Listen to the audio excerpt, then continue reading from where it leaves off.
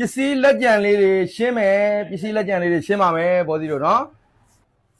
ဒါလေးကုန်ရင်နောက်ထပ်အသစ်ထပ်ရောက်တဲ့ဟာလေးတွေလည်းဈေးချိုချိုနဲ့ကျွန်တော်တင်ပေးမယ်နော်ပစ္စည်းလက်ကျန်လေးတွေ RAM 464 Redmi 9 Redmi 9 RAM 464ရှိမယ်နော်ဒီကောင်လေးကျွန်တော်ရောင်းချပေးမယ့်ဈေးက3သိန်းနဲ့9000ခွဲ3သိန်း9000ခွဲပါ Redmi 9ပါနော် RAM and Game Man လေးတွေပါဗျာနော်နောက်တစ်ခုက Redmi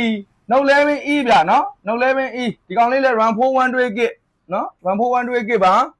ဒီကောင်လေးလည်း RAM and Game Man ပါပဲဗျာနော်ဒီကောင်လေးလည်း3သိန်း9000ခွဲပါပဲဗျာနော်ကြိုက်တာဝယ်လို့ရတယ်ကြိုက်တာရွေးချယ်လို့ရတယ် Redmi 9ပဲယူ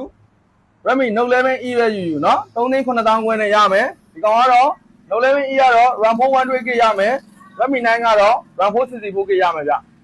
ဘယ်မှာဆိုရင်အပ်ပေးလို့ရပါတယ်နေဝေးဆိုကျွန်တော်ပစ္စည်းပို့ပေးတယ်အားတင်ပေးပါရဗျနော်မလေးမြို့တွေဆိုရင်လည်းကျွန်တော်တို့ဒလီနဲ့အိမ်ရောက်ငွေချေအစားပို့ပေးပါတယ်နေဝေးလည်းအိမ်ရောက်ငွေချေလို့ကျင်တယ်ဆိုရင်အိမ်ရောက်ငွေချေပို့ပေးပါတယ်ဆိုင်ကိုလာရောက်ရွေးချယ်ဝယ်ကျင်တယ်ဆိုတော့ဆိုင်လိပ်စာ58လမ်း113 114မှာရှိပါတယ်ဘောစီတို့နော်